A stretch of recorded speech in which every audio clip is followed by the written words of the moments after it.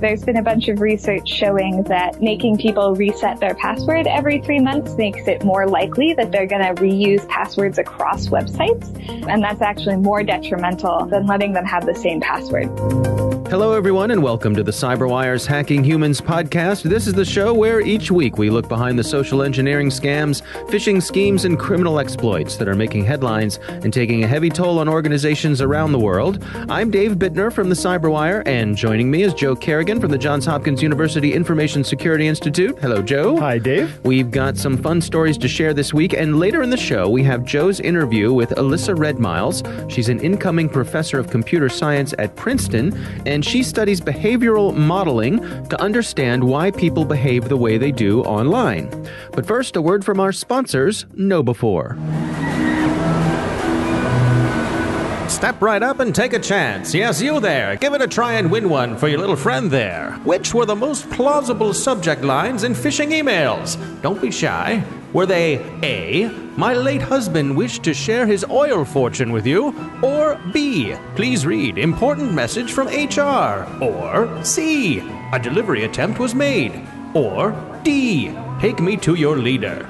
Stay with us and we'll have the answer later, and it will come to you courtesy of our sponsors at KnowBe4, the security awareness experts who enable your employees to make smarter security decisions. And Joe, we are back. Before we get to our stories today, I have a couple of little bits of business to attend to. First of all, I want to thank the folks at KnowBe4 for hosting our show last week at their K-Before Con. That was awesome. Had a lot of fun, and thanks to everybody who came out there. It was really great to meet so many listeners face to face. Yeah, it was. We all need shirts that say "I'm not Dave" on them, though. Right. Yeah. It's like people ask, "Are you Dave?" Yeah. Right. No. I'm I just need a shirt that just says Dave. Right. And the rest of you have shirts that say "Not Dave." Not Dave. Right. Yeah. Just an exclamation point, Dave. Yeah. Well, we'll get on that. All right. So beyond that, we got a note from a listener named Yehuda. And he wrote in, he said, "Hi guys, your podcast is amazing and I'm working on catching up on the backlog of episodes. Awesome. Along the way, I started wondering how much my paranoia over security was having an effect on those closest to me, especially my wife.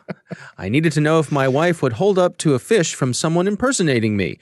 I created a new Gmail account with only one letter different from my own and sent her the following. Hey, I don't seem to have your Gmail password in my LastPass anymore. Can you please send it to me so I can add it?" I'm glad to say that she responded by only giving me a small hint to the password. I followed up and tried to push my luck by saying, "I'm blanking on it. What is it again?" I got a WhatsApp message from her letting me know that she'll just add the password into our LastPass account. Thank you guys for the podcast, and just know that it makes a difference not just for those of us who listen, but also to those around us. Keep up the great work, Yehuda. His wife is pretty savvy. His wife is pretty savvy, and I have to say, when you decide that the way to check on something with your spouse is deception, what could possibly go wrong? But sounds like all's well that ends well. And I wonder how he responded to that WhatsApp message. Did he go, "What do you mean?" Yeah. Did he try to play both sides of this? No, it sounds like she's got his number. So good for her, good for both of them. Yeah, but that's some good security practice right there. Yeah, good for like her. it. She did all the right things. Yep. And they're using a password manager. That's excellent. Excellent. Yeah. Congratulations to both of you. Yeah. All right. Well, let's move on to our stories. Joe, what do you have for us this week? Well, today I'm talking about a blog post from F-Secure, and we'll put a link in the show notes. And during their routine monitoring over the last 3 months, F-Secure has noticed some interesting patterns about attachment types in spam and phishing emails. So if you go to the blog post, there's a nice pie chart of all the types of malicious attachments. Take a guess. What do you think is number one? Let's see. Number one type of attachment, I would say some kind of Office document. That's exactly right. Number one is Office documents. If you sum all those different pieces of the pie chart up, they're the biggest one. Right. Followed closely by zip files and then PDFs. What's interesting in this post is that there's a little tiny sliver of it called ISOs. All right, we're going to come back to that because that's really the main crux here. Okay. So they found some zip files that were delivering GAN crab ransomware. Right. Office files delivering TrickBot, which is a banking Trojan. PDF files being used for phishing American Express, as well as those winner scams. Right. Hey, you're a winner. Send me money and I'll send you thousands or millions. Yep. And then ISO and IMG files to deliver Agent Tesla and the Nanocore rat. Now, for those who are not familiar, An ISO file is an image file, usually of a physical optical media like a CD or a DVD. So not an image like a graphics image, Correct. like an imaged storage volume. Exactly. Okay. We used to download these and then write them to a CD, and huzzah, you have an exact copy of the original CD. Ah, right. Right? Mm-hmm. It works with DVDs too. Yep. These are great for Linux distributions, right? Because you just go out and get the installed media immediately. You don't have to send away for it anymore. You can also buy tons of software in this format. Right. I believe Microsoft sells it like this. VMware sells it like this.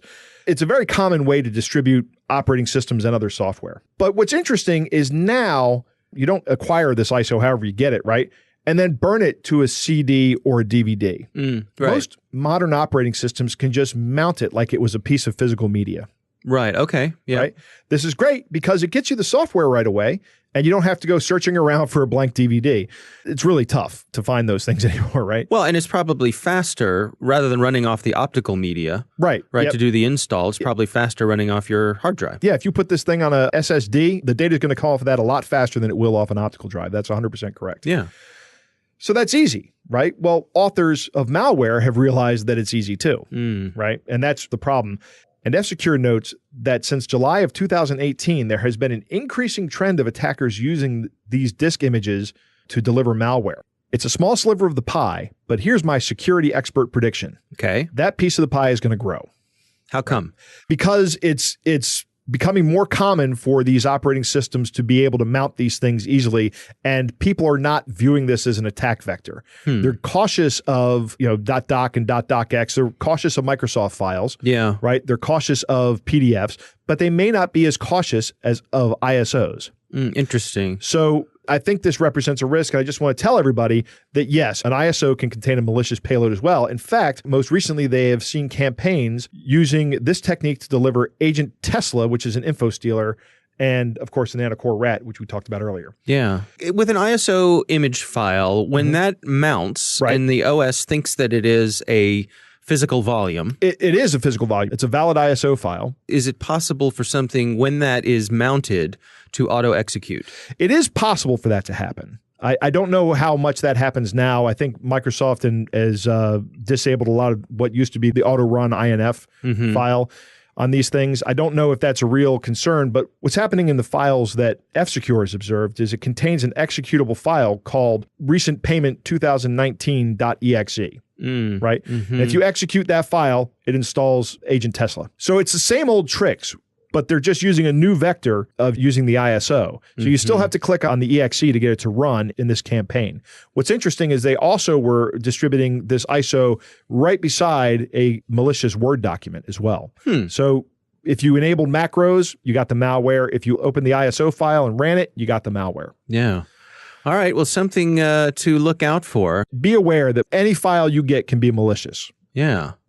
All right. My story this week is about some text messages that are being sent out impersonating local hospitals. This comes from WMTV, which is from Monroe, Wisconsin. And there's a text scam that's been making the rounds out there.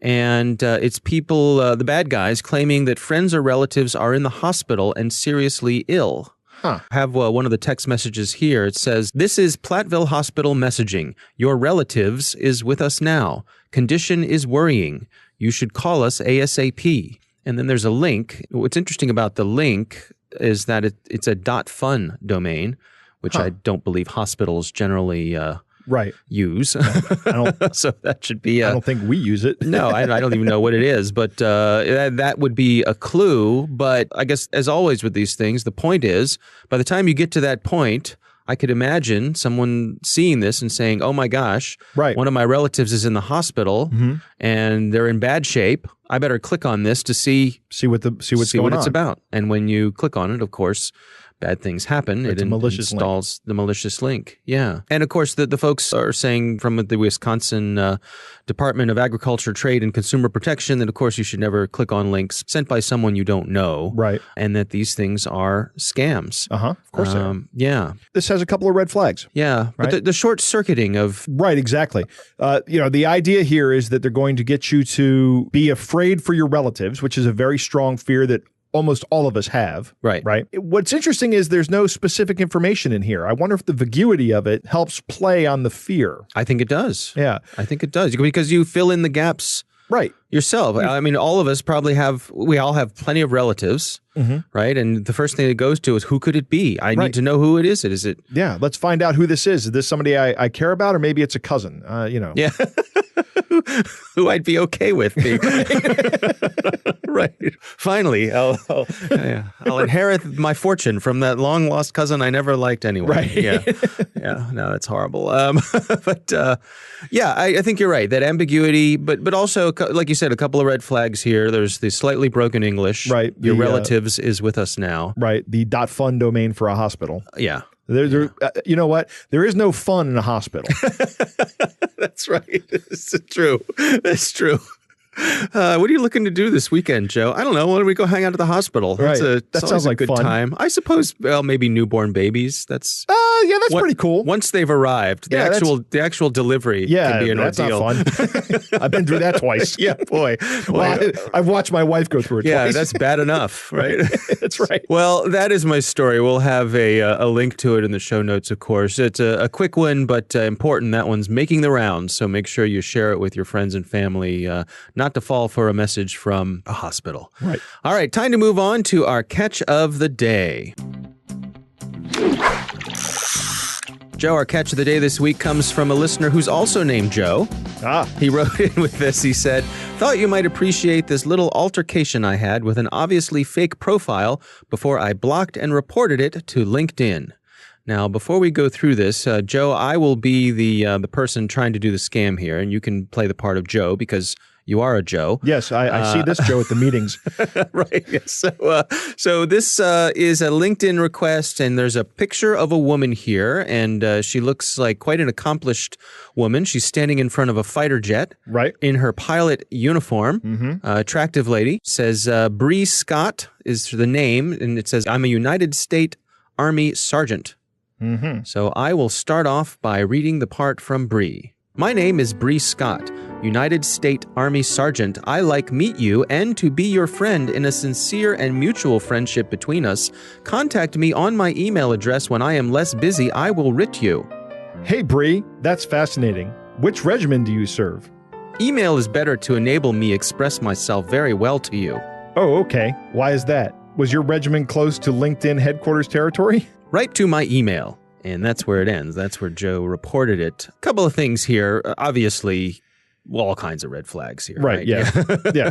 The United States Army. But I did a little digging with this one and just a quick Google searching. And turns out that Bree Scott is evidently a well-known author of love poetry. So I guess our scammers get a few style points there for trying some sort of romance scam from an author of love poetry. Well done. Yeah. I also did a Google reverse image search of the profile picture. And of course, Google has a function where you can upload an image and Google will attempt to match it with the things they have in their database. Yes. And sure enough, I found the original source image, and it turns out that the woman in this image is actually, her name is Amanda Weeks, and she was the lead solo pilot of the Air Force Thunderbirds 2008 demonstration team. Okay. So she is actually a badass pilot. Right, right. But I would hazard to say that it's highly unlikely that she's out there trolling for lonely men on LinkedIn. Yeah, as a sergeant. Yeah, right. She probably has. She's an officer. She has opportunities. Yeah, right. I'm sure. I don't know anything about her, but certainly an accomplished woman who wouldn't have to be scraping around on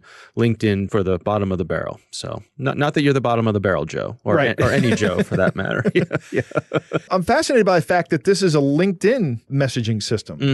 I've never received anything like this on LinkedIn. I mean, I get spam all the time on LinkedIn, and I get recruiters contacting me all the time on LinkedIn. But never this. I never get a romance scam starting on LinkedIn. No, I haven't either. The scammiest thing I get on LinkedIn are people who want to try to help me promote my podcast. Yeah. I get That's that pretty all the scammy time. too. Yeah, they are. So, all right. Well, that is our catch of the day. Coming up next, we've got Joe's interview with Elissa Redmiles. She's an incoming professor of computer science at Princeton, and she studies behavioral modeling to understand why people behave the way they do online. But first, a word from our sponsors, KnowBe4. And what about the biggest, tastiest piece of fish bait out there? If you said A, my late husband wished to share his oil fortune with you, you've just swallowed a Nigerian prince scam, but most people don't. If you chose door B, please read important message from HR. Well, you're getting warmer, but that one was only number 10 on the list. But pat yourself on the back if you picked C, a delivery attempt was made. That one, according to the experts at KnowBe4, was the #1 come-on for spam email in the first quarter of 2018. What's that? You picked D, take me to your leader? No, sorry, that's what space aliens say. But it's unlikely you'll need that one unless you're doing the Day the Earth Stood Still at a local dinner theater. If you want to stay on top of phishing's twists and turns, the new school security awareness training from our sponsors at KnowBe4 can help. That's knowbe4.com/fishtest. And we are back. Joe, you recently had the pleasure of speaking with Elissa Redmiles. Right. Tell us a little bit about her. She's an incoming professor of computer science at Princeton, and she studies the economic decisions that people make with their security online. It's a pretty good interview. Let's check it out. All right. What have you found as to why people do not behave in a secure manner? What are the factors that influence that? So there are a couple of big factors. One of them is kind of socioeconomic status and resources. So one of the things that we see is there's a pretty big digital divide in which people who don't have certain levels of education or even certain levels of experience and skill online struggle with things like identifying spams and scams, or may have difficulty understanding and taking action on security advice. Another large factor that we see is that we often, as security professionals, don't make particularly economically backed trade-offs when we're thinking about asking people to do security. So we're sort of asking people to do a never-ending list of things without archiving old ones or measuring exactly how much this new behavior is going to help someone. So eventually users become overwhelmed, and then they just try to pick between behaviors on their own, which they may not be very well equipped to do. Do you have an example of security behavior that we shouldn't be using anymore, that people still use? Sure. So one of the big ones is password expiration policies. So there's been a bunch of research showing that making people reset their password every 3 months makes it more likely that they're going to reuse passwords across websites. And that's actually more detrimental than letting them have the same password, because unless that password has been breached, there's really no harm to it. And there's a better chance that someone will create a strong password for each site and be able to remember it if they don't have to keep learning new ones. You also found in your research that there was differences in spam vulnerabilities? Yes. So in a large-scale study I did with Facebook looking at why people fall for spam, what we saw were a few things. So one was that we observed that women fall for spam on Facebook far more often than men. And we looked into why that was the case. And it turns out that there's not necessarily a difference in skill or anything else between men and women, but rather women get shown a lot more shopping spam and men get shown a lot more media spam, things like videos of gory things like beheadings. And those videos are much more easy to detect as spam than the shopping spam, because you see lots of shopping posts on Facebook all the time. And so spammers are really smart in knowing that people's interests are going to align them in certain ways. So the newsfeed is going to route shopping spam, for example, to women, and therefore they're going to be more vulnerable and they're going to target their calls to action and what they're trying to get out of the spam precisely to who they know is going to be their consumer. The other thing we found was that users who are in particular countries where there was a lot of spam, or users who had low internet skill or low resources, were much more likely to fall for spam because they didn't necessarily have the ability to detect the heuristics that can help people figure out, this doesn't really look like something I should be pursuing. Whereas once you have more experience on the platform and online and more kind of general internet skill, you've gotten enough experience with different kinds of content to be able to sort of pick out the things that look suspicious. So what do you recommend people who may be new to a platform or new to the internet? How do you recommend they defend themselves against these kind of attacks? Honestly, a lot of burden for that is actually on the platforms themselves. So there's different training programs that various companies are exploring right now for trying to kind of onboard new users who are coming onto the internet or onto a platform to give them sort of general skills. So this isn't necessarily like the phishing trainings that you'll see in enterprises, although those are effective as well. But this is even before that, helping people explore the platform in sort of a guided way such that they do have some sense of what usually would be coming online. The other thing we've seen is very helpful for people is to have some sort of security advocate identified in their network. So this is someone who they believe has expertise and hopefully actually does have some expertise, perhaps a background in computer science or in IT. If that person is available in their network, or in the case of social networks, some companies have been exploring sort of assigning one of these kind of advocates to people who are new to the platform so that if they see something suspicious, they can ask someone to check on it before they interact with it.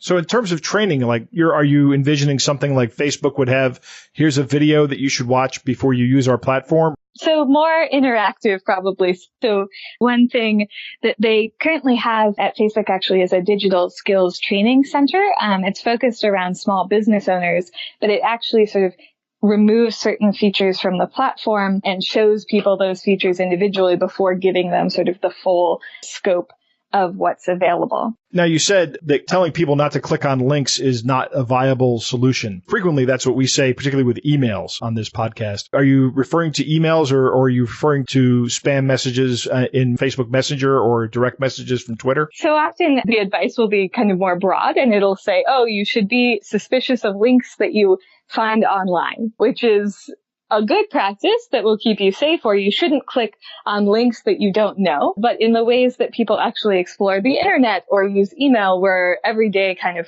using other heuristics that aren't necessarily about the link in order to figure out what to do and not to do. So if I were to tell a regular user, especially one new to the internet, well, you should not click on links you get in email, that would negate them in some ways being able to use their email in the ways that they want to. So we're hoping to find and identify more specific pieces of advice that people can bake into their advice documents that get a little bit more narrow about what people should do without giving these sort of broad things that may not feel tangible enough to the users. So you also did some research on the rationality of people in terms of using two-factor authentication. What did you find there? So we often talk about user security behavior as being kind of random or irrational, or perhaps they're just not focusing on security, and therefore this is why they don't make secure choices. And so I wanted to test the degree to which economic models of rationality or bounded rationality fit how people made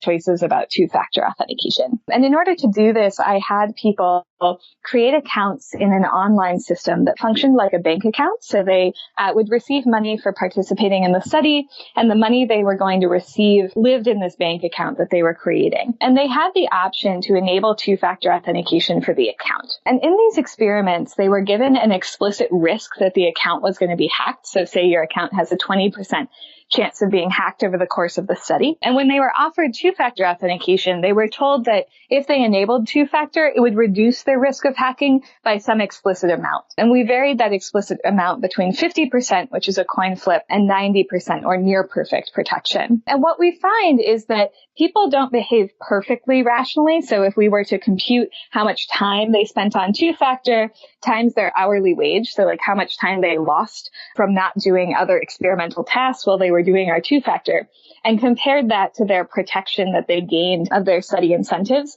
we see that they behave strictly rationally, where they only do two-factor if doing so is cheaper than just getting hacked, about 50% of the time. But despite the fact that they're not perfectly rational, which isn't maybe so surprising, we do see that they're boundedly rational.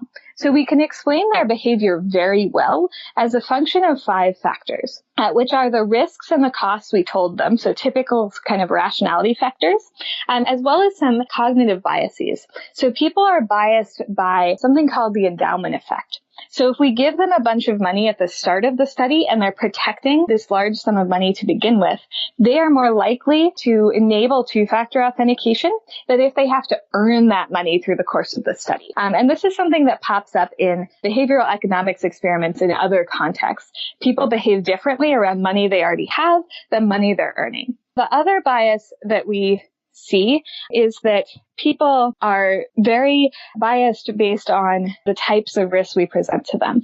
So something that seems very risky and that they've encountered a negative experience with in the past is going to make them more likely to engage in a protective behavior. And finally, they like to stick with behaviors that they already do. So they anchor to what they've done in the past. So if they did our study multiple times over a period of a month, they tend to stick with whatever they did the first time. So if there's someone who tends to do two-factor authentication, they want to stick with that. If there's someone who usually doesn't, they want to stick with that, although they will adjust if we put them in a very extremely high or very extremely low risk setting.